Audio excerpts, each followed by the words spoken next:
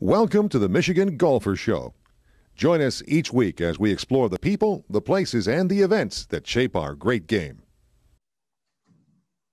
Hi, this is Greg Johnson from Michigan Golfer, and today I'm speaking with Kevin Helm, the Executive Director of the Michigan section of the PGA. And we're going to talk a little bit about 2021, but also the future for the Michigan PGA and the golf professionals who make up its membership.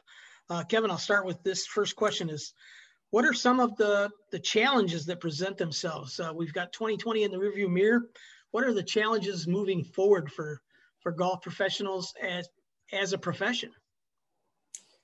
Yeah, that's a good question, Greg. I think, coming off the year we just came off, and I think everyone is excited about the state of the game and how many people either played more golf or revisited golf and enjoyed it this past the fall and right up until the snow started flying here in Michigan. Everyone's excited about that, but I think the real challenge now will be, can we capitalize on that? Can they be creative and unique, and can they keep attracting all those players back out, whether it be to their private club? I know private clubs, it was a little unique this fall. I mean, normally fall, especially when football season starts, there's a lot of afternoon tee times available once we get into the fall. And I mean, there were private clubs that didn't have a tee time until 4 or 5 o'clock in the afternoon. So it's great that there was more activity, but can we sustain that? Can we keep those players engaged, whether it be members at a private club or daily fee play, resort play? Can we keep that momentum going, and can we still attract that kind of volume of play? I think that's probably what board of directors and owners are going to be wondering and looking for. And is that realistic? Is it, once hopefully things open up a little bit more freely here in the state of Michigan and people have options, to do other things for entertainment, will we still be able to attract that much interest in the game and that much play?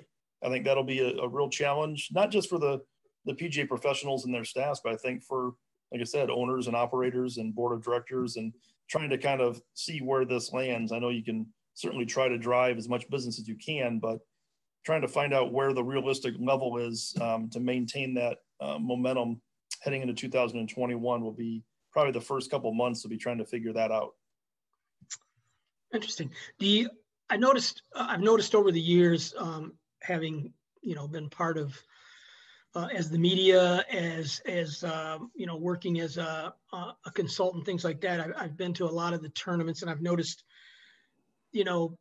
the PGA professional loves to play and he's competing, but on the other side of it, his job is changing all the time. And the golf professional that I knew 20 years ago has a different job now. And in 2021, different challenges. How do you see that? Is it a naturally evolving, or is it just something that's happened with the game, or does it just kind of react to what happens with the game, I guess? Both. I think a lot of it is probably natural. I think as business evolves, apart from just the golf business, when you look at golf course owners, you look at board of directors and general managers and people that are in charge of running facilities. I think in a lot of the businesses that they work in, they've seen things change, and it's fewer people doing more. You're challenged to kind of really look at the bottom line. I think golf is just a natural evolution at the golf facilities now. I think it's much more about managing the business and the bottom line, and it's, again, doing more with less. I think, unfortunately, I think on average, probably the size of the staff at a lot of the golf operations has gone down. And it's, again, doing more with less. I think you ask the change in the role or the typical job of a PGA professional. You go way back. It used to be a lot of entertaining, playing with the members, traveling with them, playing and teaching and merchandising, obviously. Well, now there's still, that's important, but a lot of times you have more professionals will be hired just to do that, teaching professionals, or an assistant will be the playing professional that'll play a lot with the members. And then the head professional maybe has got a lot more responsibilities on the business side, not just with the merchandising, but the whole golf operation. And some of them are even involved in the food and beverage and other areas. So I think the the expectation of the PGA professional at a facility is kind of, it's grown, it's broadened, and they have a lot more business responsibility than they did probably even 10 to 20 years ago, but certainly a lot more than back when professionals were mainly there to play and entertain the members.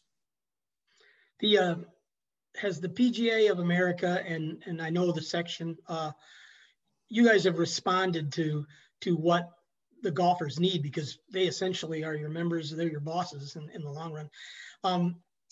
Is there training? Is there that kind of, is there an emphasis put on, hey, here we need to give these pros extra tools? Is that happening?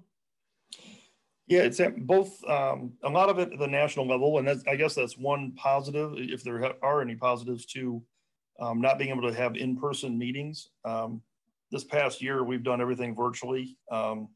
The PGA Merchandise Show, which is always the end of January, did not happen in person. That was done, but it was done virtually.